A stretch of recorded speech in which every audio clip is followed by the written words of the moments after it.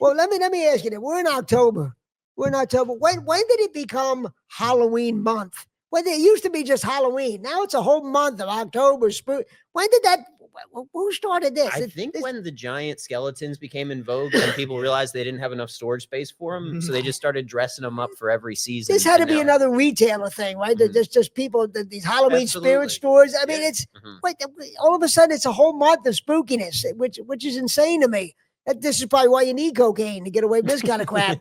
But I mean, it was never a whole month. It was never. I mean, as a kid, it was the one day. It was Halloween.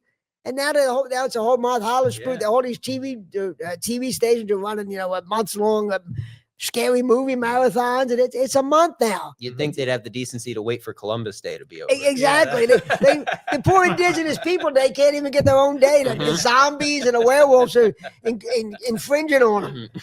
It's terrible.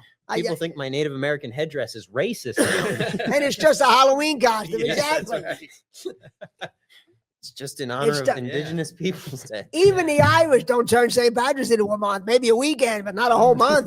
No one wants to culturally appropriate the Irish. No, but nobody. Well, I don't know. In my neighborhood of St. Patrick's Day, I did a couple of years ago. I saw a couple of black guys walking around like the green shirts on St. Patrick's Day. And I said, man, everybody's getting in on the drinking day. Everybody's trying. Even the Bloods and the Crips are getting in on it. I mean, it's getting, it's getting popular. On the 17th, we all wear green. Everybody's getting in on it.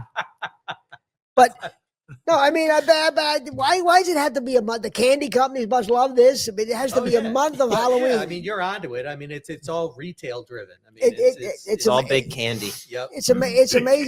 And I hate adults who dress up at Halloween. That never happened when I was a kid. My parents or the other neighbors never would have dressed up in a Halloween costume. Any adult. You never saw like a girlfriend dress up as a sexy character or anything like that.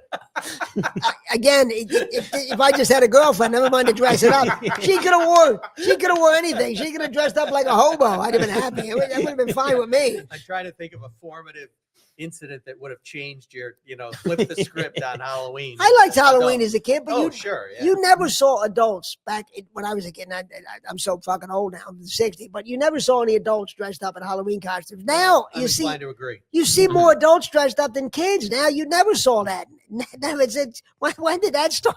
When did it start being sexy? That's a good question, because I wonder when that did start with the sexy nurses, that whole thing. The girls started dressing up. As a kid, I don't remember that. Of course, maybe it was just kept away from me, like everything else female was kept away from me. So maybe it was just, but I honestly don't remember that. Maybe in the 80s, I remember all of a sudden seeing that kind of stuff, the sexy Halloween costumes. But I don't remember. There's always just been the one guy in the neighborhood who's like, "It's always has been, brother." Yeah, right. It's always what? Always has been. Always has been. Well, I don't know. It's just amazing to me that Halloween became such a big thing. But again, everything for money. Everything makes money. Except my podcast. That's the only thing that hasn't been the only thing that can't be monetized. It's America's Stupidest Podcast. Think NPR for dummies. This is the McGonigal Podcast.